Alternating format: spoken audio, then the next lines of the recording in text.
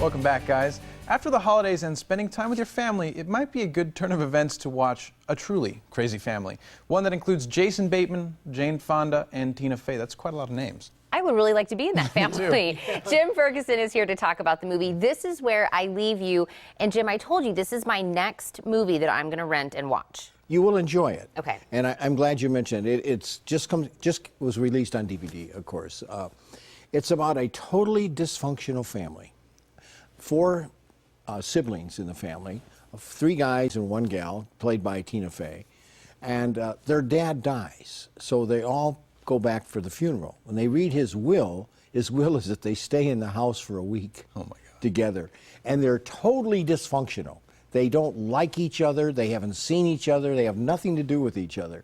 And it's chaos, it's humor, it's fun, based on a best-selling novel by Jonathan Tropper.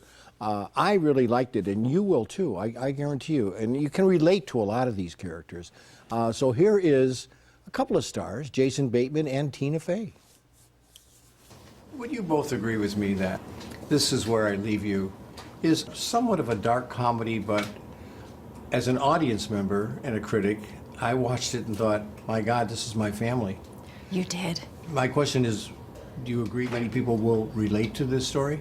Well, let's hope. Yeah, I mean, I think that there's nothing perfectly light and bright about any family. There's always a little darkness here or there that's dramatic, and it's also leads to comedy as well. There's warts and all kinds of things in families, and we uncover a few here. You certainly do. Yeah. And your character Judd had a bad year. He's very warty. Yeah, a lot of warts on Judd this year. Yeah, he walks in on his wife with his boss. His dad's just died. He's got a real gingy beard going right now.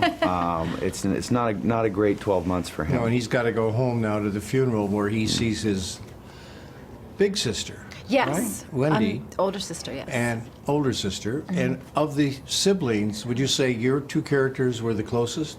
I would say we were the closest, probably. I'm in the story. I'm the only member of the family who knows that Judd has gotten divorced and lost his job, and it's killing Wendy to keep any kind of secret because she's kind of a big mouth. Mm-hmm. But at the same time, yeah, we're clearly very connected to each other. I'm sure she's. I don't know.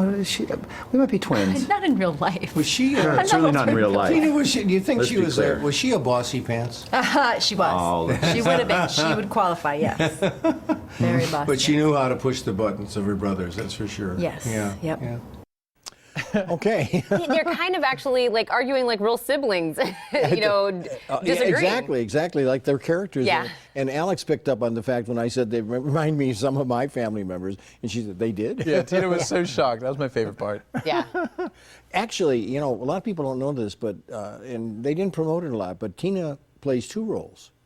A major role is the sister, and then she plays one of the girlfriends of one of the brothers, and has a small part. How'd she pull that off? Just makeup and really, yeah, she plays 2 roles. So when I watch it, I'm going to be looking to see if I can pick her out. One of the girls, I forget who okay, it was, but it's kind of interesting. Yeah. One of the girlfriends of the brother. Okay, I'm going to look. Now we have a lady who's been a big star, Jane Fonda, and she plays the bossy, controlling mother.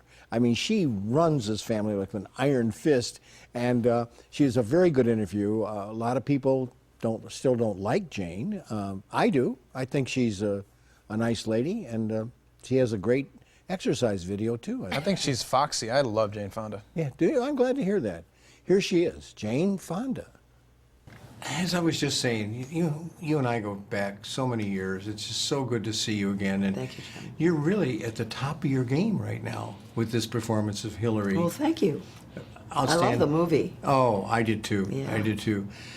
I felt I could relate to a lot of these characters, and I think that's in general with audiences will feel the same way. Would you agree? Yeah, I think it's the strength of the movie is that it's very relatable. I remember when I saw it in Toronto, somebody came out of the theater next to me and said, I'm going to go call my sister now. This movie makes me want to touch base with family. I mean, we all have dysfunction in our family to one degree or another, and this movie shows the dysfunction in a very funny way, but it also shows healing. Mm-hmm. I thought it was heartfelt, moving. Even though it's somewhat of a dark comedy, it just touches your heart. Yeah, it does. I know. I mean, Tina sure can make me laugh. I didn't know she could make me cry until this film, but she does. You have so many wonderful scenes with both Tina and with Jason.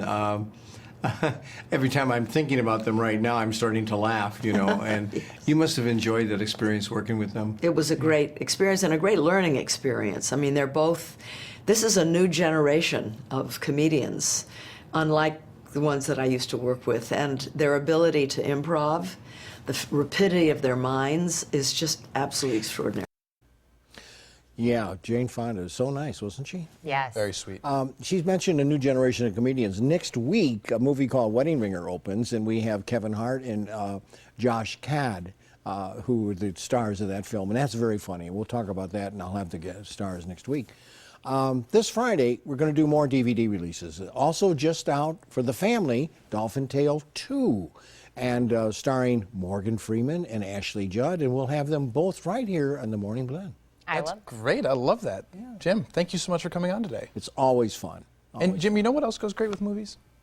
EGs. And this flavor of the month, it's red licorice. It's delicious.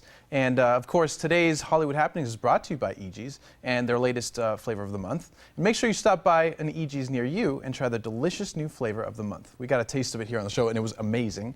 And of course, don't forget that their cookie of the month is pecan cinnamon roll.